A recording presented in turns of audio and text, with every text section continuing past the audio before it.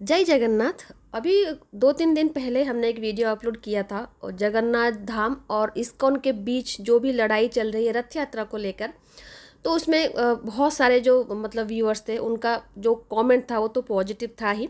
Negative comment तो किसी का नहीं था, लेकिन एक दो मतलब जो व्यूअर्स थे, सब्सक्राइबर तो नहीं कहूँगी, वो व्यूअर ही होंगे।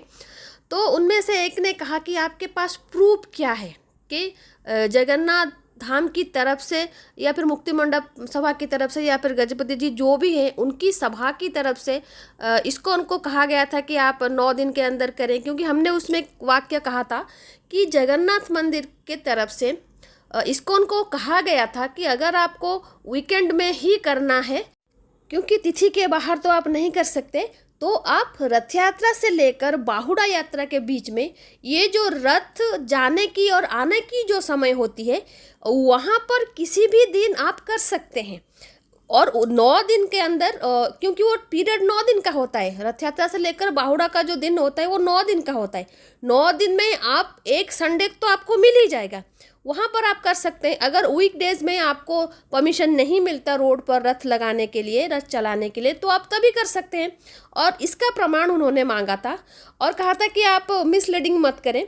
तो बिना प्रमाण के हम अपने चैनल पर कोई भी वीडियो अपलोड नहीं करते। हम दूसरे यूट्यूबर्स की तरह नहीं हैं जो कथा कहानियाँ सुनाते हैं। तो ये वो खत हम लगा रहे हैं अपनी स्क्रीन पर, जो गजपति महाराज जी ने गोवर्धन दास जी को लिखा था, जो कि इस्कॉन मायापुरी जो इंटरनेशनल गवर्निंग काउंसिल है उनके वो चेयरपर्सन हैं, उनको लिखा था। और इस चिट्ठी में जो 20 मार्च 2025 को इनके इंटरनेशनल गवर्निंग काउंसिल और गजपति महाराज और टेम्पल एडमिनिस्ट्रेशन, जो जगन्नाथ टेम्पल एडमिनिस्ट्रेशन है, उनके बीच जो मीटिंग हुई थी भुवनेश्वर में, जो मतलब बिना तिथि के जो रथ यात्राओं निकालते हैं उसके ऊपर, तो उसके विषय में उनको धारणा दी गई थी कि क्या क्या हुआ है। और इसमें उन्होंने साफ लिखा है कि भगवान जगन्नाथ जी की जो रथ यात्रा के नियम हैं वो आषाढ़ शुक्ल द्वितीया से लेकर आषाढ़ शुक्ल दशमी तक है, अर्थात इस 9 दिन के अंदर आप रथ यात्रा कर सकते हैं। और जो इस्कॉन की जो गवर्निंग काउंसिल वो जो तर्क दे रही थी कि विदेशों में परमिशन नहीं मिलता वर्किंग डे में रथ निकालने के लिए सड़कों के ऊपर, तो इस 9 दिन में एक ही संडे तो आ ही जाता है। सप्ताह को हफ्ते के 7 दिन होते हैं, तो ये तो 9 दिन है, कभी ना कभी तो एक संडे आ ही जाएगा, आप उसमें कर सकते हैं। इतनी सहूलियत उन्होंने दी थी, ये परामर्श उन्होंने दिया था जो 20 मार्च 2025 को जो मीटिंग हुई थी, और वो काफ़ी बड़ी मीटिंग हुई थी और सबको लगा था कोई ना कोई सलूशन आ जाएगा। क्योंकि इस्कॉन का कोई विरोध नहीं करता, जो जगन्नाथ प्रेमी हैं वो इस्कॉन का विरोध नहीं करते, वो उनकी इसी नीति का विरोध करते हैं।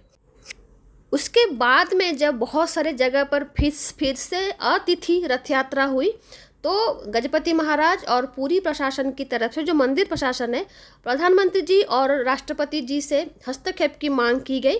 तो उससे तिल मिलाए इस्कॉन ने, जो उनकी दिल्ली शाखा है, वहाँ पर एक प्रेस रिलीज जारी किया जाता है। उसमें कहा जाता है कि 20 मार्च 2025 को जो वहाँ पर मीटिंग हुई थी, तो इस्कॉन के जो पंडित हैं उन्होंने मुक्ति मंडप पंडित सभा को कन्विंस कर लिया था कि वो जो रथ यात्रा करते हैं बिना तिथि के वो शास्त्र सम्मत है, अशास्त्रीय नहीं है। और गजपति महाराज ने भी मान लिया था और उन्होंने 91 में बर्लिन जो रथ यात्रा हुई थी वहाँ पर गजपति महाराज शामिल थे, वो भी बिना तिथि के था। तो गजपति महाराज स्वयं और मंदिर प्रशासन ने भी इसके ऊपर क्लैरिफिकेशन दिया है कि ये जो 20 मार्च 2025 की जो मीटिंग थी, वहाँ पर जो भी आए थे इस्कॉन की तरफ से पंडित, वो तो पंडित थे या नहीं भगवान जाने, उनको मुक्ति मंडप पंडित सभा ने तर्क से हरा दिया था। क्योंकि भगवान व्यासदेव के द्वारा स्कंद पुराण में जो नीतियां बताई गई हैं, जो रूल्स बताए गए हैं प्रभु जगन्नाथ जी की जो मूल विग्रह की रथ यात्रा को लेकर, उसको वो खंडित नहीं कर पाए। ब्रह्म पुराण के बारे में बिल्कुल भी उनको ज्ञान नहीं था, जो कि भगवान जी की रथ यात्रा कैसे हो उसके ऊपर विस्तृत जानकारी उसमें होता है, इसके ऊपर उनको कोई जानकारी नहीं थी। इसलिए वो तर्क में ही वहाँ पर हार गए थे और वहाँ पर एक सहमति सी हो गई थी कि वो अपनी तरफ से पूरी कोशिश करेंगे कि जगन्नाथ मंदिर की जो प्रशासन है, वो जो बात कर रहे हैं, गजपति महाराज जो है जो बात कर रहे हैं, उसको सटीक से पालन करने की पूरी कोशिश करेंगे। और ये जो 9 दिन का समय है उसी में ही रथ यात्रा करने की कोशिश करेंगे। यही बात करके वो यहाँ से गए थे भुवनेश्वर से, लेकिन वापस जाने के बाद वापस से ही वो अपने असली औकात में आ गए। बहुत सारी जगह पर अतिथि में उन्होंने रथ यात्रा करना शुरू कर दिया। और जो 1991 और 1992 की बर्लिन की रथ यात्रा की बात करते हैं कि गजपति महाराज स्वयं शामिल हुए थे, तो गजपति महाराज वहाँ पर एक संस्था के इनविटेशन पर गए थे, और जब उन्होंने देखा वहाँ पर कि ये अतिथि की रथ यात्रा वहाँ पर हो रही थी, तो उन्होंने उसी दिन ही उसका विरोध किया था। और उसी दिन से ही रथ यात्रा को, जो अदिनिया, जो अतिथि रथ यात्रा होता है, उसको गजपति महाराज विरोध करते हैं। और 2027 से ये कंटिन्यूअस मंदिर प्रशासन की तरफ से, गवर्नमेंट ऑफ उड़ीसा की तरफ से और जो गजपति महाराज हैं उनकी तरफ से कंटिन्यूअसली उनको रिक्वेस्ट किया जा रहा है, उनका विरोध भी हो रहा है। लेकिन ये एक कान से सुनते हैं, दूसरे कान से निकाल देते हैं। उनको लगता है उनका कोई कुछ बिगाड़ नहीं सकता। तो अब ये बात जब सामने निकल के आ रही है, वो 20 साल की जो रिक्वेस्ट पे रिक्वेस्ट वो कर रहे थे, वो सुन नहीं रहे थे। उसकी वजह से उन्होंने महामहिम राष्ट्रपति जी और माननीय प्रधानमंत्री जी को पत्र लिखा है, और इसमें इंटरवीन करने के लिए गजपति महाराज ने रिक्वेस्ट किया है। और उससे तिल मिलाए इस्कॉन ने, जो उनकी नई दिल्ली शाखा है, उन्होंने 12 तारीख को एक प्रेस रिलीज जारी कर दिया कि अब हम बात नहीं करेंगे, और जिस तिथि को हमें सुविधा होगी उसी तिथि को हम रथ यात्रा करेंगे। तो इसके बाद से ही सारी कंट्रोवर्सी जो थी वो और भी ज़्यादा गहरी हो गई। लोग यहाँ पर और भी ज़्यादा उसको विरोध करने लगे। सबसे पहले ज़्यादातर जो इस्कॉन के फॉलोअर्स हैं, जो विदेशी हैं, उनको रथ यात्रा का जो सिग्निफिकेंस है वो मालूम नहीं है। भगवान जो मूल विग्रह हैं वो साल में एक ही बार बाहर आते हैं अपने उन भक्तों को दर्शन देने के लिए जो मंदिर के अंदर प्रवेश करके प्रभु के दर्शन नहीं कर सकते, जो विधर्मी हैं। विधर्मी अर्थात जो हिंदू नहीं है, मैं अधर्मी नहीं कह रही हूँ, मैं विधर्मी कह रही हूँ। जो हमारे स्वधर्म के नहीं है वो विधर्मी हैं, जैसे मुस्लिम हैं, क्रिश्चियन नहीं है, फिर जो भी हैं। और पहले ज़माने में जब ये जातिवाद पर समाज बंटा हुआ था, जो निचले जाति के लोग थे, सो कॉल्ड निचले जाति के लोग थे, तो उनको भी मंदिर प्रवेश नहीं था, तो उनके लिए प्रभु बाहर आए थे। वो अपने उन भक्त के लिए बाहर आए थे। भगवान जगन्नाथ अपने मुस्लिम भक्त सालबेग के लिए रथ यात्रा में रुक जाते हैं। भगवान जगन्नाथ दासिया बावरी के हाथ से नारियल ले जाते हैं। वो तो भक्त वत्सल हैं, अपने भक्त को मिलने के लिए बाहर आते हैं। और दूसरा है उनकी जन्म वेदी की यात्रा, अपने रत्न वेदी से लेकर जन्म वेदी को साल में एक ही बार आएंगे, वो यात्रा है ये। तो इस्कॉन कहाँ से जन्म वेदी बनाएगा प्रभु का और कहाँ से लेकर आएगा उनको, ये सबसे पहली बात है। लेकिन फिर भी वो कहते हैं कि जगत के नाथ हैं जगन्नाथ, उनके रथ यात्रा करने का हक हर किसी को है, सिर्फ पुरी में नहीं होना चाहिए। और उनका तर्क ये भी है कि पुरी के मंदिर में तो दर्शन के लिए नहीं भेजा जाता, हम यहाँ पर मंदिर दूसरा बनाएंगे जहाँ पर हर किसी को मंदिर में आने की अनुमति होगी। वहाँ पर कोई बैरियर नहीं होगा किसी जाति के लिए, किसी धर्म के लिए। अगर उस तर्क पे आप स्टिक करते हैं तो आप जो जगन्नाथ मंदिर बनाए हुए हैं जहाँ पर पूजा करते हैं, इस्कॉन का मंदिर हो या फिर किसी और जगह पर हो, तो वहाँ पर तो भक्त लोग हर रोज आते होंगे, तो उनको रथ में भगवान जी को बिठाकर घुमाने की क्या ज़रूरत है।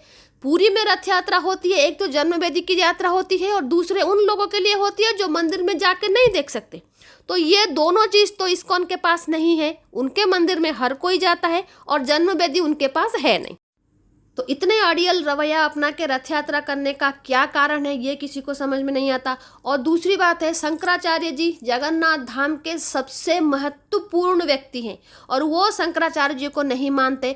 और उनकी आस्पर्धा इतनी है कि वो कहते हैं कि हमने जगन्नाथ जी को पूरे विश्व में फेमस करवाया है। इधर कहते हैं जगत के नाथ जगन्नाथ जी हैं और उधर कहते हैं हमने जगन्नाथ जी को फेमस करे, हमारे वजह से जगन्नाथ जी हैं। जगन्नाथ जी को इस्कॉन की ज़रूरत नहीं है, इस्कॉन को जगन्नाथ जी की ज़रूरत है। सम्मान्य श्रील प्रभुपाद जी का सम्मान हर कोई करता है। इस्कॉन संस्था बनाकर उन्होंने एक बहुत अच्छी एक कोशिश की है जहाँ पर जो हमारे वैदिक सनातन धर्म है उसके बारे में जाने लोग, खासकर विदेशों में। लेकिन इसका अर्थ ये नहीं है कि आप मूल पीठ की मान्यता को खराब करें और उसको कब्जा करने की कोशिश करें और इसको लेकर मूल पीठ के साथ विवाद करें। और जो लोग ये कह रहे हैं कि आपको कैसे पता चला कि वो लोग डोनेशन लेते हैं, तो गजपति महाराज जी ने स्वयं कहा है कि अगर 20 साल से वो रिक्वेस्ट कर रहे हैं, जब वो कोई सुन नहीं रहा है तो इसका कारण क्या है, तो कोई पता लगाएगा ना। जब उन्होंने अच्छी तरीके से पता लगाया तो उनको पता लगा कि जितनी बार रथ यात्रा होती है उतना ही ज़्यादा डोनेशन उनको मिलता है। और वो डोनेशन पैसा डेफिनेटली इस्कॉन यहाँ पर जनहित कार्यों में लगाता है, उसमें कोई संदेह नहीं है। लेकिन पैसा उगाही करने के लिए आप रथ यात्रा निकाले जा रहे हैं बिना तिथि के, उसको तो मूल पीठ विरोध करेगा ही। और अगर विरोध कर रहा है तो आपको अभी तकलीफ हो रही है। और एक चीज़ हमने मार्क किया है, बहुत सारे ऐसे सन्यासी हैं, इस्कॉन के सन्यासी, वो अपने आप को हिंदू नहीं मानते थे, अभी भी नहीं मानते हैं। वो कहते हैं कि हम हिंदू नहीं हैं, हम इस्कॉन के अनुयायी हैं। इस्कॉन अलग है और सनातन अलग है। अगर सनातन अलग है, इस्कॉन अलग है, तो आपको जगन्नाथ जी को क्यों पकड़ना है? जगन्नाथ जी सिर्फ वैष्णव के देवता नहीं हैं, वो भगवान शिव के आराध्य हैं। भगवान शिव उनके आराध्य हैं। वहाँ पर शैव, शाक्त और वैष्णव तीनों मतों का वहाँ पर सम्मिलित वो भगवान है। तो आप भगवान जी को सिर्फ वैष्णव मत में लेकर, सिर्फ वैष्णवों का भगवान बताकर आप अपनी मनमानी कर नहीं सकते। आपके जो सन्यासी होते हैं, कभी प्रवचन देते हैं और भगवान शिव के बारे में गलत बोलते हैं, भगवान शक्ति के बारे में जैसे उनको नीचा दिखाते हैं। गलत बोलते हैं मतलब उनको नीचा दिखाते हैं। हरि का आराध्य हर है, हर का आराध्य हरि है, ये चीज़ इस्कॉन वाले ग्रहण नहीं करेंगे, जो कि जगन्नाथ धाम का मूल सिद्धांत है। यहाँ पर हर मतवाद का एकान्वयत्व ही जगन्नाथ धाम का जो सिद्धांत है, लेकिन आप उसको नहीं मानते, तो आप जगन्नाथ जी को विश्व में कैसे विख्यात करवा रहे हैं रथ में बिठा के? और रथ यात्रा के नाम पर भगवान को रथ पे बिठाकर सिर्फ घुमाने से रथ यात्रा नहीं होती। रथ यात्रा में रथ के जो लकड़ी होते हैं, वो जो पेड़ होता है, उसको काटने से लेकर रथ प्रतिष्ठा तक बहुत सारे नीति नियम होते हैं। क्या इस्कॉन उसको मानता है? नहीं मानता। अगर मूल पीठ के ये सब नीति नियम आप नहीं मानते, तो आप किस तरीके से कहते हैं कि हम जगन्नाथ जी की रथ यात्रा करके प्रभु को विश्व में विख्यात करवा रहे हैं? आप बिल्कुल भी नहीं करवा रहे हैं। 20 साल तक जब ये नहीं माने, तो गजपति महाराज और मंदिर प्रशासन ने अब बाध्य होकर बहुत सारे मठ मंदिर वहाँ पर मठाधीशों के पास गए, उनसे सलाह ली और सबने कहा कि इस्कॉन गलत कर रहा है। और गजपति महाराज ने स्वयं कहा है, ऑन द रिकॉर्ड ये है कि इस्कॉन की जो विदेशी शाखाएं हैं, वो सिर्फ और सिर्फ डोनेशन लेने के लिए वो रथ यात्रा कर रहे हैं। वो हमारे ठाकुर राजा हैं, जगन्नाथ जी के प्रथम सेवक है, और वो झूठ नहीं बोलते। अगर ऑन द रिकॉर्ड उन्होंने ऐसा कहा है तो उनके पास इसके सबूत भी होंगे, और हम अपने राजा के ऊपर पूरी तरीके से आस्था रखते हैं। जिनको चाहिए होगा प्रूफ, वो कृपया जगन्नाथ मंदिर एडमिनिस्ट्रेशन जो है उनके ऑफिस जाएं, गजपति महाराज जी के पास जाएं, उनके पास वो सारे सबूत उनको मिल जाएंगे जिनसे वो कन्विंस हो सकते हैं कि हाँ, इस्कॉन ऐसा कर रहा है। और उनका सबसे वाहियात तर्क ये है कि जो स्कंद पुराण का वैष्णव खंड है, उसमें बहुत सारे तिथियां दिए गए हैं रथ यात्रा करने के लिए। बहुत सारी तिथियां होती हैं भाई रथ यात्रा करने के लिए, लेकिन वो हर कोई भगवान विष्णु के लिए नहीं होता। अष्टमी की तिथि होती है माँ दुर्गा के लिए, अष्टमी की तिथि होता है महादेव के लिए, और सप्तमी की तिथि होता है भगवान सूर्य नारायण के लिए। जगन्नाथ मंदिर में स्वयं 2 बार रथ यात्रा होती है। एक होता है आषाढ़ मास में, दूसरा होता है आश्विन मास में, जो होता है शाक्त गुंडिचा। और देवी बिरजा विश्व में एकमात्र देवी ऐसी है जिनका रथ यात्रा निकलता है, और वो जगन्नाथ मंदिर के साथ साथ ही उतना ही पुराना है। तो रथ यात्रा को लेकर वो खुद ही लोगों को भ्रमित कर रहे हैं। जितनी सारी तिथियां हैं रथ यात्रा की, रथ का मतलब सिर्फ जगन्नाथ जी का रथ नहीं होता। रथ में प्रभु लिंगराज जी निकलते हैं अष्टमी के दिन, माँ बिरजा निकलती हैं अष्टमी के दिन, प्रभु सूर्य नारायण निकलते हैं कोणार्क मंदिर में, और शाक्त गुंडिचा में भी प्रभु दुर्गा माधव निकलते हैं रथनुमा विमान में। वो विमान नहीं होता, वो रथनुमा विमान होता है। तो रथ यात्रा की तिथि बहुत है, और रथ यात्रा सिर्फ किसी एक ही देवता को समर्पित नहीं है। तो ये भी वो भ्रमित करने वाली बातें करते हैं। और इस्कॉन की कुछ दूसरी बातों की वजह से भी हाल फिलहाल में उनके प्रति लोगों की जो घृणा भावना है, घृणा बहुत कठिन शब्द होता है, फिर भी हम यूज़ करते हैं। लोग इसी तरीके के पॉइंट पर आ गए हैं कि इस्कॉन को तो सबक सिखाना है, इसी तरीके के जिसका विरोध हम भी करते हैं। एक संस्था है जो बहुत अच्छा काम कर रहा है, लेकिन उनके कुछ अधिकारियों की मतलब अड़ियल रवैये की वजह से पूरा इस्कॉन बदनाम हो रहा है। और कुछ डिसाइपल तो इस्कॉन के ऐसे हैं जो नहीं मानते कि वो सनातनी हिंदू है, वो मानते कि हम सिर्फ इस्कॉन के अनुयायी हैं, हम हिंदू नहीं हैं, और ना ही हमारा हिंदू धर्म के साथ कुछ है। ऐसा सब कोई नहीं करता, कुछ हैं जो ऐसा करते हैं, और उन कुछ की वजह वजह से पूरा संस्था बदनाम हो रहा है। और जो श्रील प्रभुपाद जी अपने डिसाइपल को लेकर आए थे मंदिर में कि वो जाएंगे तो हम जाएंगे, वो नहीं जाएंगे तो हम नहीं जाएंगे, वहीं से सारी फसाद की जड़ वही विजिट था, वहीं से सब कुछ शुरू हुआ है। वहीं से उन्होंने तय किया कि हम पूरे विश्व में मंदिर बनाएंगे जगन्नाथ जी का, और हर कोई वहाँ पर दर्शन करने के लिए जा सकेगा, कोई बैरियर नहीं होगा। तो अगर आपने ऐसा किया है तो आपको रथ यात्रा करने की कोई ज़रूरत नहीं है, क्योंकि जो भी इस्कॉन के मंदिर में जाता है तो उसको भगवान जी को बाहर दर्शन करने की ज़रूरत नहीं है। और आप धाम को लेकर कोई मोनोपोली नहीं चला सकते, धाम धाम होता है।